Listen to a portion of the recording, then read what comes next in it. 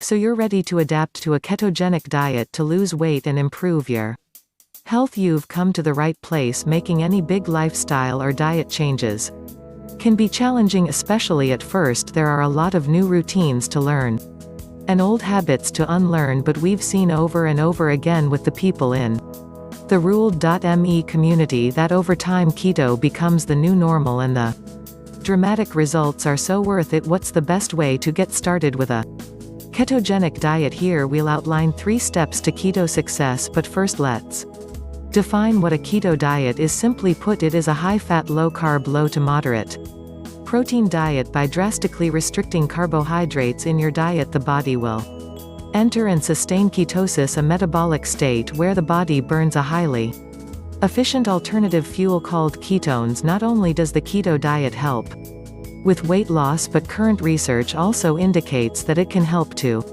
improve health conditions like heart disease, type 2 diabetes, and Alzheimer's disease. To start your keto journey off on the right foot, here are our top 3 key pieces of advice. Eat the right foods, eat the right amount of those foods, and prepare for the keto flu.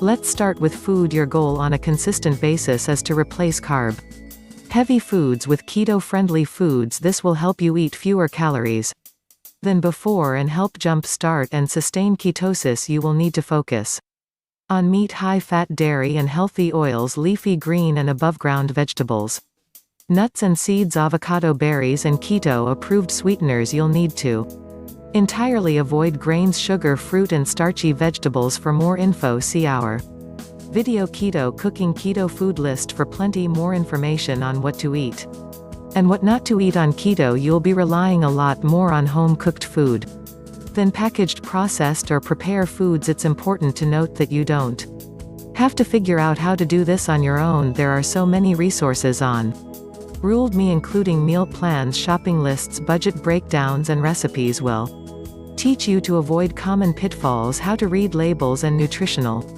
information, and which keto foods can be swapped and substituted for foods that are off limits. You might be surprised how many things like bread, pasta, cookies, and ice cream you can still enjoy if you just learn how to make them keto friendly.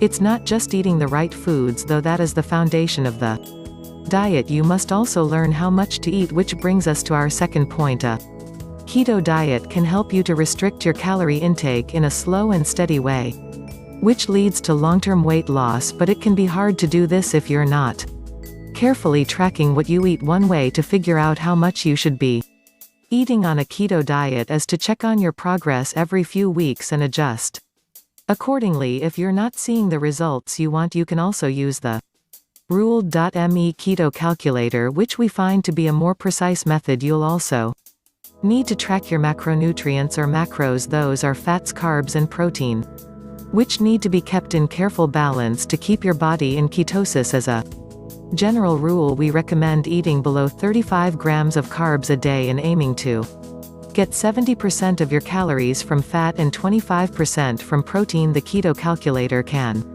help you dial in exactly what to be aiming for each day and will keep you on track. For a deeper dive into macros, check out our video Macros and Keto Calculator. Finally, when you're starting out on a ketogenic diet, you must prepare for the keto flu. When you first cut back on carbohydrates, your body will experience some changes as it adjusts to your lifestyle. One possible change is the keto flu, an umbrella term for the flu-like symptoms you may encounter, like fatigue or mental fogginess. Usually these symptoms only last a short while, but it is best to be prepared. You will need to drink more water, increase